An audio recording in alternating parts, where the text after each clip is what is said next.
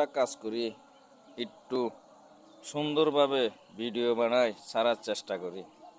Facebook মামা বলছে যত সুন্দর সুন্দর ভিডিও বানাবো ততই কি আমাদের এগুলা কি ফরওয়ার্ডে তুলে দেবে। তাই আমরা ভিডিও দেখব, একজনের ভিডিও একজনে দেখব, দেখে কি কিছু শিখব, শিখে ভিডিও বানার চেষ্টা করব। আমি নতুন অবস্থায় ভিডিও বানাইতে গেলে এইভাবে তাকাইতাম, কিরে তো মানুষে ডাক দিত, আমার তো লজ্জা শরম লাগতো। তো এখন যেন আস্তে আস্তে আস্তে আস্তে কি ভিডিও বানা শুরু করছি, আমার এগুলো লাগে না।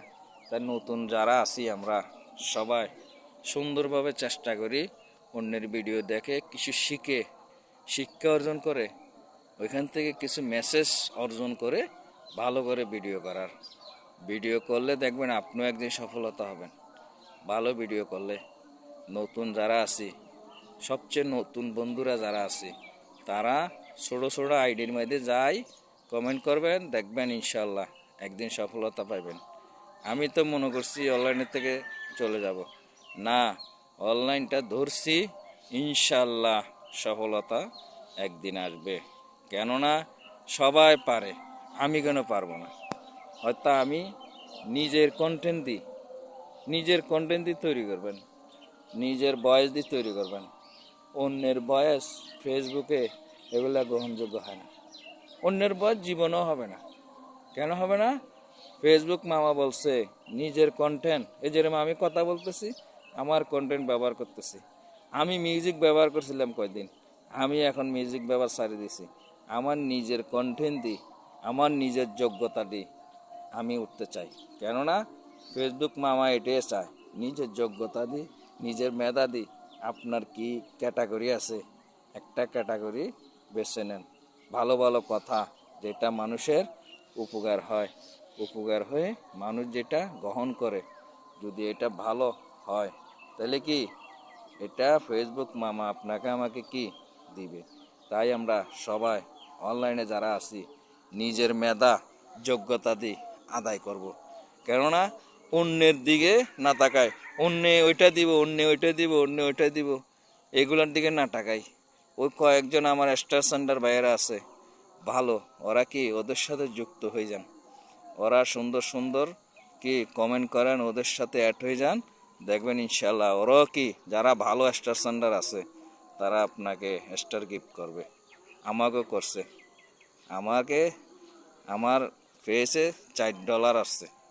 এটা আমাদের স্টার সেন্টার ভাইদের অনুদান।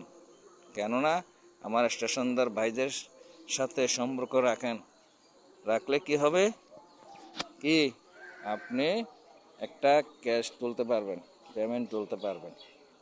আমি তো আশায় আছি ইনশাল্লাহ, আমি এটা যদি আল্লাহ পাকে আমাকে অনলাইনের টাকা ইনকাম করার যোগ্যতা দেয় আল্লাহ পাকে, তাইলে আমি কি মানবতার কাজ করার জন্য প্রস্তুত আছি।